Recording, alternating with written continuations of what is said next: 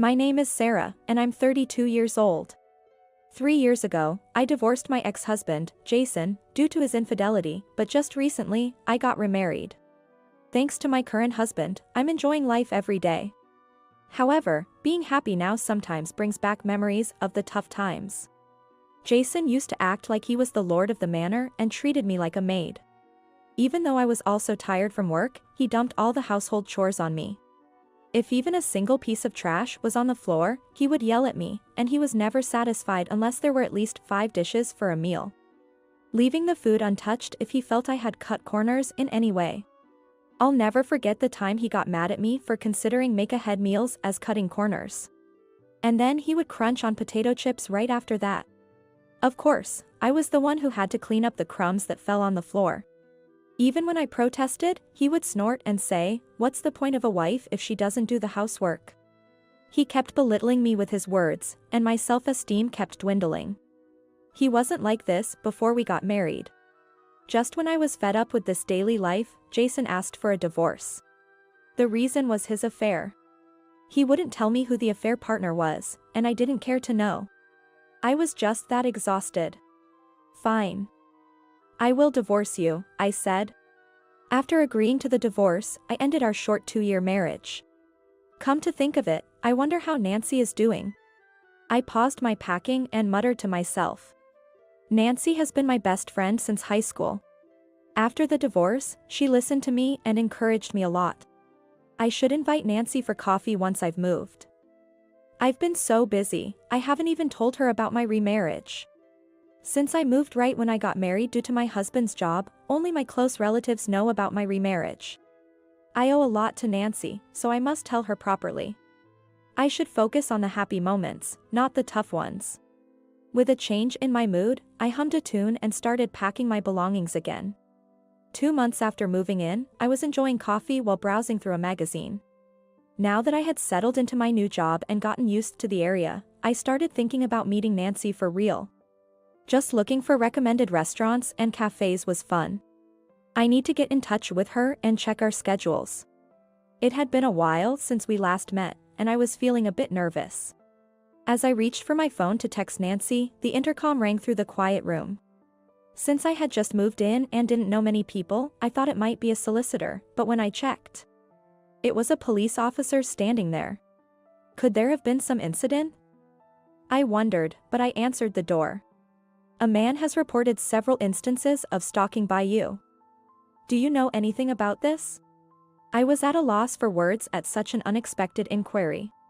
Apparently, the man had been receiving letters almost daily, filled with declarations of love and other harassment suggesting romantic intentions.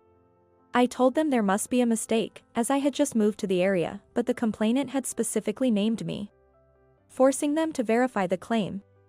I asked who the complainant was, but the officer apologetically responded, "I'm sorry. We're just here to verify due to the repeated complaints. We can't disclose the complainant's name yet." I was puzzled by the statement, but I understood that the police officers were just doing their job. I reassured myself with that thought. After all, since I had done nothing wrong, I just needed to stay confident. In the end, they were convinced that I had just moved in and said, "If we find out anything, we'll come back to report to you." With those words, the police officer left. Afterwards, I dove onto my bed in the bedroom. I kicked my legs in the air and buried my face in the pillow, groaning. The eerie fact that someone had specifically named me brought an indescribable discomfort all over. Why? How come? It's scary, I pondered, and before I knew it, the day was starting to fade. I was thinking of contacting Nancy, but now I'm not in the mood for it anymore. Sighing deeply, I forced my heavy body up to clean the laundry. I was lost in thought about what had happened the day before. After the police left, I talked to my husband when he got home, and he reassured me that it must be some mistake. That helped me regain some energy, but as soon as my husband went to work and I was alone, the gloomy feelings crept back in. That's when it happened. There was a call on my phone from an unregistered number. I could have ignored it, but a bad feeling made me answer the call.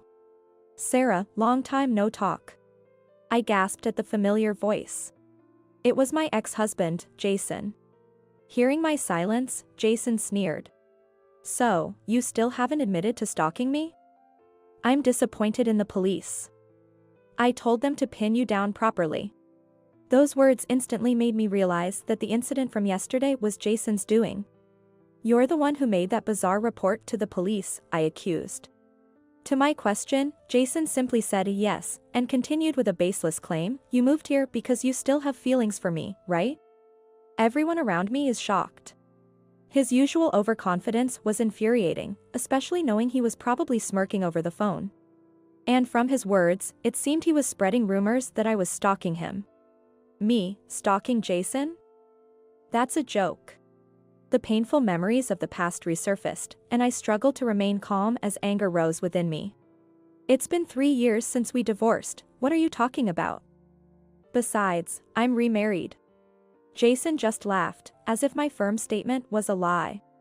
If the police can't handle this, we'll have to settle it directly, he said, proposing a meeting to discuss. The location was a diner. Fine. I have nothing to hide, after all. Angry, I decided to respond to the summons and headed to the diner. Looking back, I regret acting so hastily. When I arrived at the diner, Jason was waiting at the entrance. He was wearing a suit that even I could tell was expensive, a change from the past. Sarah, haven't you become more beautiful? I could smell his cologne as Jason scrutinized me, making me uncomfortable. Cut it out, I said, frowning. Jason just shrugged. Still as charmless as ever, I see. Swallowing the words, mind your own business, I followed Jason inside. We headed to a table he had already reserved, and to my shock, there was someone unexpected sitting there. Nancy, why are you here? Yes, it was my best friend, Nancy, sitting there. Jason and Nancy exchanged smirks at my surprised reaction. Me and Nancy got hitched. Don't go getting jealous just because I look happy, he said, wrapping an arm around Nancy. On his wrist was an ostentatious luxury watch that looked out of place. Oh, this? I'm running my own company now. Thanks to Nancy, of course. After divorcing me, he got engaged to Nancy and, with her parents' help, started his own company. Apparently, the business is doing well and has become stable. To be honest, I couldn't care less about that. The word got hitched echoed in my ears. Nancy, knowing what I went through, married this man? I was bewildered. When you invited me to your wedding, I was shocked. How could someone as wonderful as Jason marry you? I've always disliked you, Sarah. Everyone was always talking about you, even though you weren't that cute. So I pretended to be your best friend, thinking I'd eventually bring you down. Nancy smiled unabashedly and said, every time I met Jason, we joked about how we got the order of meeting wrong. I felt nauseous seeing Nancy happily leaning on Jason. Nancy had been there for me after my divorce, listening silently to all I had gone through. She must have been listening with the same malicious grin she was wearing now. Nancy, with a smug expression, began her story. She confessed to falling in love with Jason at my wedding. She had secretly given him her contact details that day and made her move, and Jason quickly became smitten with her too. What was worse, Nancy had egged Jason on to mentally abuse me. No wonder Jason's personality seemed to change abruptly after we got married. I was oblivious to the fact that they had been enjoying my suffering all along. Nancy boasted, since you wouldn't give up, eventually it took about 2 years to get Jason. As if tired from all the talking, Nancy sipped her orange juice through a straw. It was too shocked to say a word to Nancy. Now, to the main point, can you stop following Jason around? I was surprised to see you the other day. But moving here just to stalk Jason after 3 years of divorce is creepy. Unlike you, we're enjoying a happy and loving marriage. So just give up already. From Nancy's tone, it seemed she had already guessed that I moved to this area after she saw me. Moreover, Nancy was convinced that I had moved here to stalk Jason. At this point, whether they believed me or not didn't matter. My mind was elsewhere. I was struggling not to lash out at them in anger. I'm not stalking anyone, and I have no interest in such a man, I stated firmly and stood up from my seat. Nancy's laughter followed me, but I didn't look back. Nearly 2 months later, I received a call from Jason. Expecting this, I answered the phone. Jason sounded panicked, and I couldn't help but smirk. There was no need to ask, did something happen? It seems you were indeed a victim of stalking, but the perpetrator wasn't me, it was your current affair partner. Turns out, Jason, true to form, had cheated on Nancy as well. His casual fling had made the affair partner turn into a stalker. This was the truth. Jason, flustered by my words, explained the situation, mixing in excuses. It turns out Jason knew all along that the stalking was the work of his affair partner. However, if Nancy found out and it led to a divorce, he would lose the support of her parents. Hearing Nancy talk about me moving to this area, he saw an opportunity to divert her attention by framing me as the stalker. Apparently, it was Nancy's idea to specifically name me in the police report and to summon me to the diner, and Jason felt he couldn't refuse. Layering lies upon lies, typical Jason ended up in this mess. I shouldn't have treated you like a stalker. But there was no need for this. Jason cried out in anguish over the phone. He was in the midst of chaos. I could hear banging on a door and a woman's voice, likely Nancy's, in the background. Given the situation, he must be barricaded in his own room. It's a pitiful sight. I merely told Nancy the truth as a favor to my former best friend, I said. What Jason referred to as this was probably me sending Nancy a certain photo. Along with a note saying, I'll be requesting damages, thank you. The photo showed Jason's current affair partner in the act of stalking and the two of them entering a hotel together. I was surprised you'd go to a hotel while being harassed, I said, incredulously. Jason responded, I had no choice. She threatened to go directly to Nancy and demand a divorce if I didn't meet her. The reason I had such photos at hand was all thanks to my husband.